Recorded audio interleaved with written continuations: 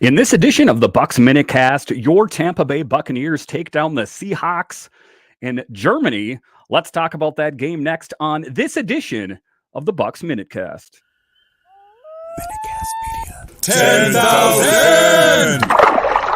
The Tampa Bay Buccaneers Minutecast starts right now. Bucks on 3, 1, 2, 3, Bucks!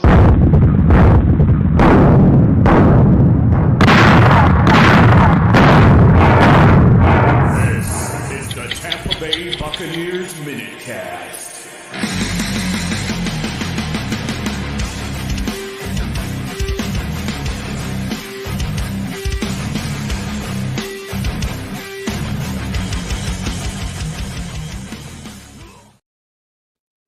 Well, hello and welcome into this edition of the Bucks Minutecast. I'm so glad you decided to join me today. As always, this podcast is free and available on all the major platforms. You can find it on The Bucks Report. Check it out online, bucksreport.com. You can also find it on YouTube. Just search for The Bucks Report. And as of course, you can find this podcast wherever you find your audio podcasts. Just hit the follow or subscribe button. My name is Dan Holme. You can find me on Twitter. It's at DanCaps218. You can find the show on Twitter. It's at Bucks Minutecast. And wow, what a big game. What a big win for the Bucks today. It was a game that, the Buccaneers had a great lead the entire game. And then they tried to get fancy. They ran that trick play that Fournette was going to throw the football. He did throw the football to Tom Brady, and Tom Brady wiped out. And it's one of the things I've talked about with people around the house here is that when you do those trick plays, you either look like a genius or a fool. I got to say the Bucks here kind of look like fools in this case. We'll talk about that in the show. Then later in the show, we will talk about the big running game of Rachaad White and then the injury to Leonard Fournette. But just to get it going here, your Tampa Bay Buccaneers, in fact, do take down the Seattle Seahawks by a score of 21-16. Like I talked about off the top there, it should have been by a larger margin until the Bucks decided to get fancy and run one of those razzle-dazzle plays, to kind of impress the fans in Germany over there. But in any case, they pick up the big win today, and that is what matters. Now they're at 500, and that's what they needed to do. They're 5-5-0. The Seahawks are now 6-4-0, so now they still sit atop the NFC South, and that is a big thing going forward here because this was a statement win today. Make no mistake about it. The Bucks could have easily lost this game considering, the injuries that they're facing and kind of the inconsistent play as of late, but suffices to say it was a big win out there for the Bucks as they play on the big stage over in Germany where those fans loved the game. They were engaged. And just a big statement win and, some positive momentum for this Bucks team going forward. You can kind of ride that swagger, that optimism going forward. So just a really big win. Again, Rachaad White played big out there. Leonard Fournette left the game. He was playing a big game as well. He is a tough guy to take down, but, other bright spots in there, Godwin and Evans, everyone was engaged out there. So just a really great game. Just some news around the Bucks here. Tom Brady's streak of consecutive passes without an interception ends at 399. That's the second longest streak in NFL history, behind one of 402 by Aaron Rodgers in 2018.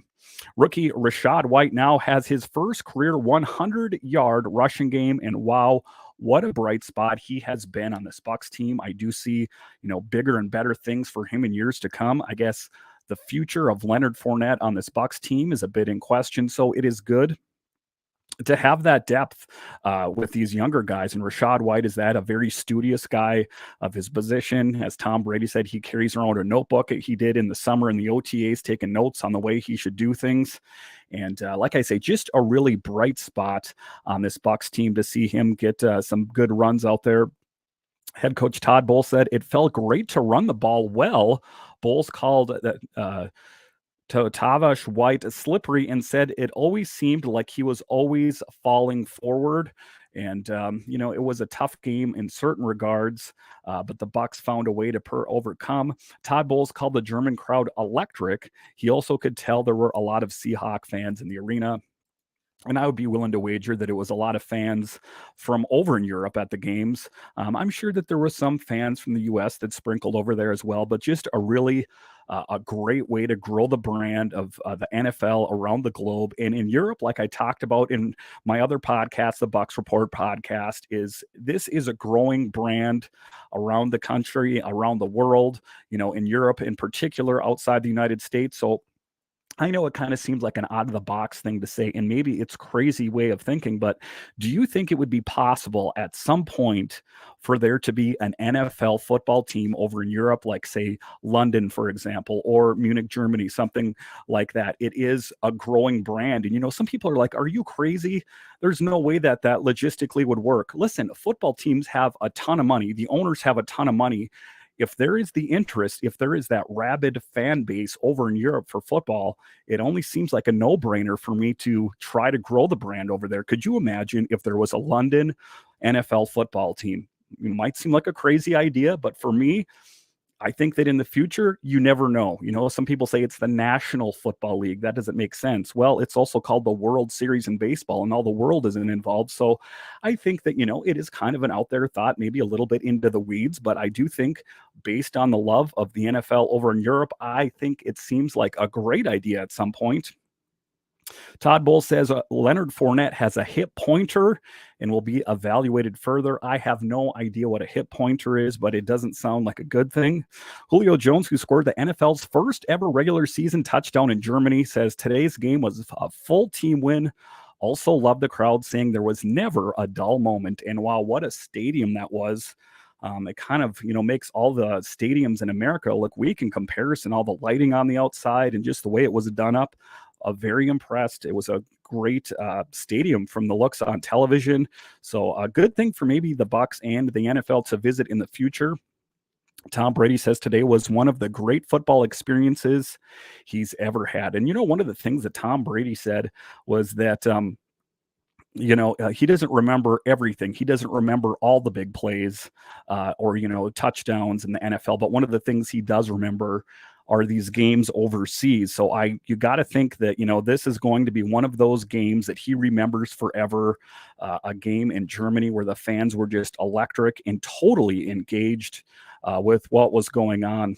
Tom Brady says he could tell the Seahawks knew to cover him on the failed trick play and tried to tell Leonard Fournette not to throw it. Again, clumsy would be one word that I would use to describe that play. Again, like I talked about in the top of the show, you look like a genius if it works. It looks fancy and everyone's impressed.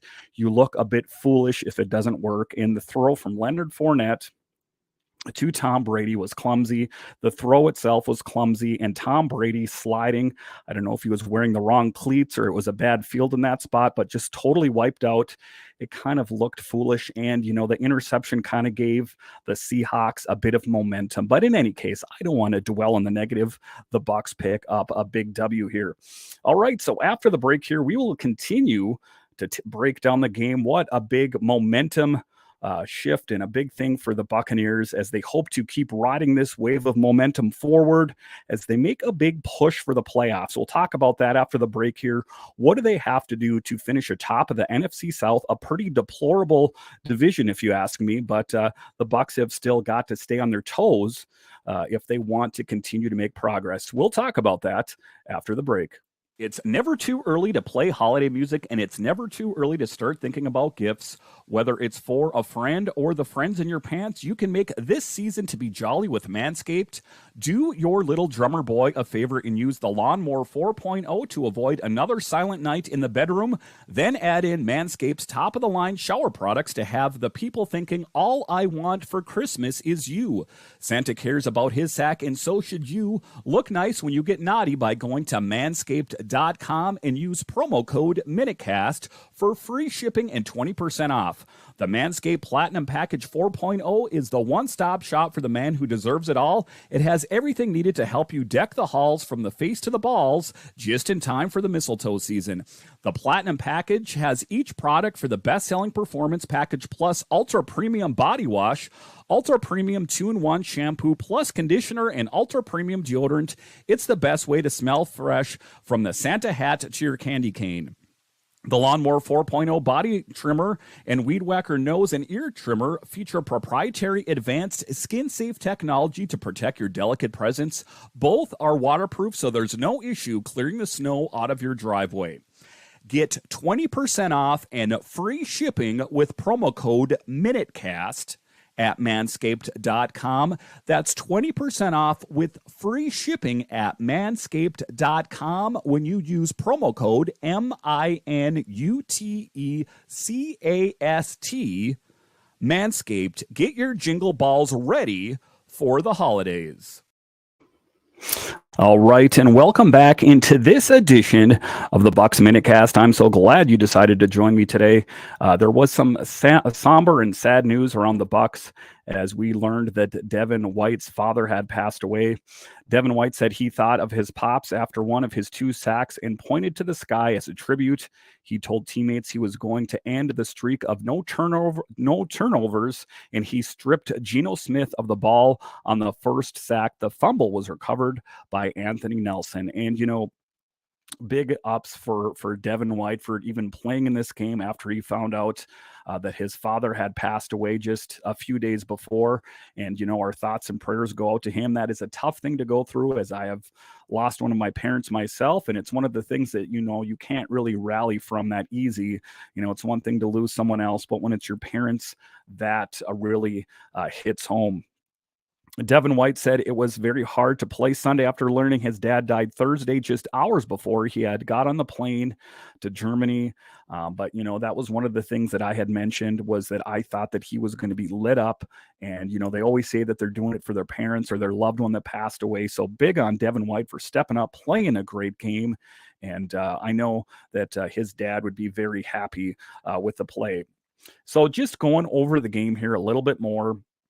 There's not a lot of negatives to take away from this game, but this story in The Athletic, Tom Brady and the Bucs delivered a 21-16 win over the Seahawks in an international game in Germany on Sunday. Here's the big news on it. The Bucs and the Seahawks played at Allianz Arena in Munich for the NFL's first ever regular season game in Germany. And suffices to say, I think they will revisit again. The NFL, that is. I'm not so sure if the Bucs will. With the win, the Buccaneers improved to 5-5, and they remain 500 and atop of the NFC South. That's the big thing. Being on top of the NFC South, even though this Bucs team has had some inconsistent play this season, they are benefiting from the fact that 2 of the top teams in the NFC South, other than them, is the Falcons and the Saints, and they have not been playing that well as of late.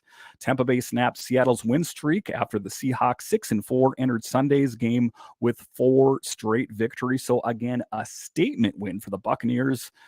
Everyone is quick to throw daggers when a team isn't doing well. I want to hear the applause when they played well. And, for all the top, pundits and the people around that, they're saying, well, the Bucs got lucky. I've already heard a lot of it on Twitter.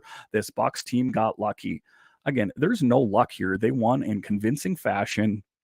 And if you're going to assess blame, then you have to also give out the applause when necessary as well. The Bucs running back Leonard Fournette left the game with a hip injury, allowing rookie Rachaad White to rush for 105 yards on 22 carries, and that is, for me, one of the bright spots of the game.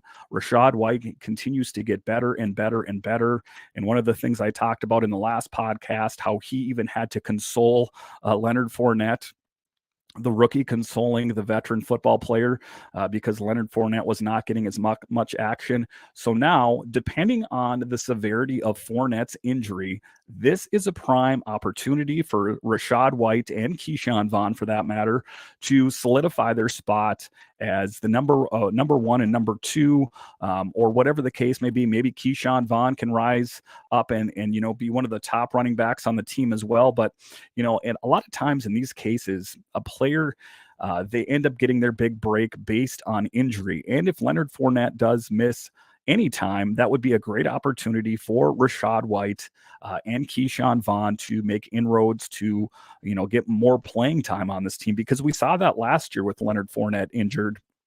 who played big? It was Keyshawn Vaughn played out big out there. So a really great opportunity for a lot of these guys that wouldn't normally get some playing time to get some playing time. The ending was more drama than necessary, but the Buccaneers got a huge victory to leave Germany at 5-5 going into their bye week. Rachaad White's running was huge, and the single takeaways was with Devin White forcing a fumble from Smith proved the difference in the game. Again, Devin White was dialed in. He was playing for his dad. He was playing, in his memory. And I think that it was a great thing for him also because he was accused of loafing, just a couple of weeks ago here. So for him to play big and just do it for his dad, just a really great moment. Devin White's impressive day. Devin White had a huge game playing with a heavy heart just 3 days after learning his father, Carlos Thomas, had died at age 45. The Bucs linebacker had the biggest defensive play of the game, forcing a fumble on a sack of Smith at the Seahawks threatened to score. He had another sack earlier to end another drive, playing with emotion on a difficult day for anyone.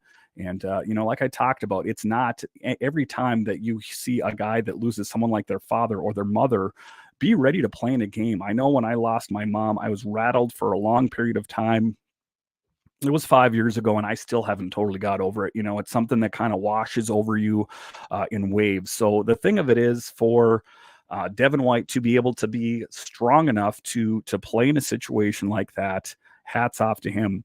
Tampa Bay's defense had another day where early domination gave way to late game lapses, much like the Falcons game, but the defense set the team up for success with 3 strong quarters, writes Greg Auman in The Athletic. And that was one of the things that kind of differentiated this game from this Bucs team earlier in the season is the defense folded, and it almost seems like they got caught up in their head, and if they lost any momentum, then they would just fall apart. The Bucs defense stood strong despite adversity. It was a Seahawks team that threw the kitchen sink at the Buccaneers, and the Buccaneers took that kitchen sink and threw it back at them and said, "Not today. We're winning this one." And they did, and it was a convincing win. I know that they kind of let the Seahawks back into the game, but I'm not going to talk about that. In the end of the day, it's a W or an L in the column, and the Bucs get the W for today. So what happened to Seattle's defense? That was a bad outing for Seattle's run defense. The Bucs entered this game dead last in the league at 60.6 rushing yards per game. On Sunday, Tampa Bay's running backs went 164 yards on 38 attempts, with 10 of those carries moving the chains. Seattle was gashed by one of those things. The Bucs had been awful prior to the game. So again, just the Bucs and the Seattle Seahawks not playing up to their potential. That is okay. The Bucs will take that poor play any day of the week. The third down efficiency was a killer for Seattle. The Bucs converted on 10 of 14. While Seattle had just one successful conversion of 9 tries, a couple of fourth down conversions by Seattle helped make the final score look respectable. But one team was clearly better at situational football on Sunday, and it wasn't the Seahawks. And what was one of the things that you saw on the sideline was Geno Smith just kind of, patting himself on the head and trying to console himself like he lost the Super Bowl. I'm like, get to terms here, man. It was just a regular season game. I know it's on a big stage in Germany, but he looked pretty distraught for losing a regular season game here. So just a great game for the Buccaneers, and they hope to continue building on this success because, they had a rough start to their season. It would really help them out right now if they could find a way to keep building off that momentum. I know that, Tom Brady was dialed in, and he talked about in the pressers before the game over in Germany there that, these games mean a little bit more. They're considered regular season games. But when you're playing on the world stage like this, when there's a lot of people watching, it's a big deal. And I'm glad that the Bucs were able to rise to the occasion and end up picking up a big win today. Because again, if they had lost this game, that would have been a lot of negative momentum going into the bye week here. So we hope the Bucs can continue to get better and better. Tom Brady and the rest of the team should be leaving this game with swagger as they head back to the U.S. victorious over the Seattle Seahawks. All right. Once again, thank you for joining me on this edition of the Bucs Minute Cast, and I'll talk to you again next time.